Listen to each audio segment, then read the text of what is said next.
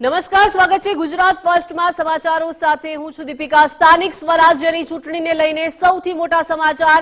ભાજપના કેટલાક ઉમેદવારોને ફોર્મ ભરવા સૂચના અપાઈ છે। ઉમેદવારોના નામો જાહેર થયા પહેલા જ સૂચના આપવામાં આવી છે। ભાજપ ઉમેદવારોને ફોર્મ ભરવા માટે સૂચના આપી છે। આજે ઉમેદવારોના નામ જાહેર થશે। કેટલાક તાલુકામાં ઉમેદવારોએ ફોર્મ પણ ભર્યા છે। સ્થાનિક સ્વરાજ્યની ચૂંટણી માટે ભાજપે ઉમેદવારોના માપદંડ નક્કી કર્યા।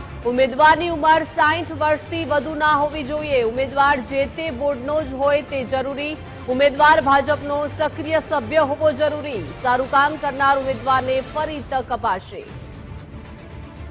વધુ માહિતી સાથે સંવાદદાતા નિકુંજ લાઈવ જોડાઈ ગયા છે।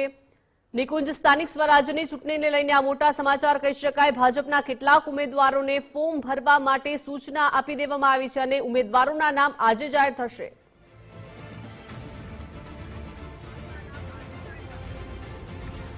જરૂરથી ગઈકાલે મોડી રાત્રે ભાજપની પાર્લામેન્ટરી બોર્ડની બેઠક પૂર્ણ થઈ છે, જેમાં તમામ જે સ્થાનિક સ્વરાજની ચૂંટણીઓ છે તેના ઉમેદવાર સંદર્ભે આખરી નિર્ણય લઈ લેવામાં આવ્યો છે અને હવે રાહ જોવાઈ રહી છે ઉમેદવારોના નામો જાહેર કરવાને લઈને।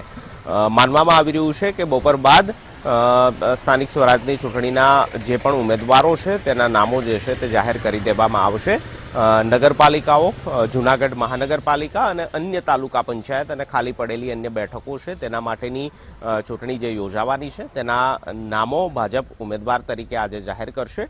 મહત્વનું છે કે તે પહેલા જ ગઈકાલ સાંજથી જે પણ ઉમેદવારો લગભગ નિશ્ચિત છે, સુનિશ્ચિત છે, તેમને એ બાબતનો સંદેશ આપી દેવામાં આવ્યો હતો કે તેઓ ઉમેદવારી ફોર્મ ભરવા માટેની તૈયારીઓ કરે। એટલે કે ઉમેદવારોનું લિસ્ટ જાહેર થાય તે પહેલા જ તમામ ઉમેદવારો એવા છે કે જેમને ઉમેદવારી ફોર્મ ભરવા માટેની સૂચનાઓ આપી દેવામાં આવી છે। ક્રાઇટેરિયા પણ નક્કી કરાયો હતો કે 60 વર્ષથી નીચેનો ઉમેદવાર હોવો જોઈએ। જે તે વોર્ડની અંદર ચૂંટણી તે લડવા ઈચ્છતો હોય તો તે વોર્ડનો તે સ્થાનિક હોય તે ખૂબ જરૂરી છે। આ ઉપરાંત સ્થાનિક સ્વરાજની આ ચૂંટણીમાં ખાસ કરી ભાજપનો સક્રિય સભ્ય હોવો એ ઉમેદવાર માટે પ્રાથમિકતા રાખવામાં આવી છે। જો તે સક્રિય સભ્ય નથી તો તેને ટિકિટ નહીં આપવામાં આવે।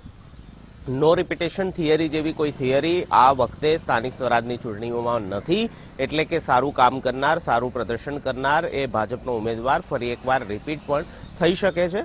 આ પ્રકારના ક્રાઇટેરિયા ભાજપે સુનિશ્ચિત કર્યા છે ને તે તમામ બાબતો વચ્ચે હવે થોડીક ગણતરીની કલાકો બાદ ભાજપ જે છે તે પોતાના ઉમેદવારો પણ જાહેર કરશે। કારણ કે ગઈકાલે થયેલા મનોમંથનની અંદર તમામ ઉમેદવારોના આખરી નામો જે છે તે પણ પાર્લામેન્ટરી બોર્ડની અંદર ફાઇનલ થઈ ચૂક્યા છે।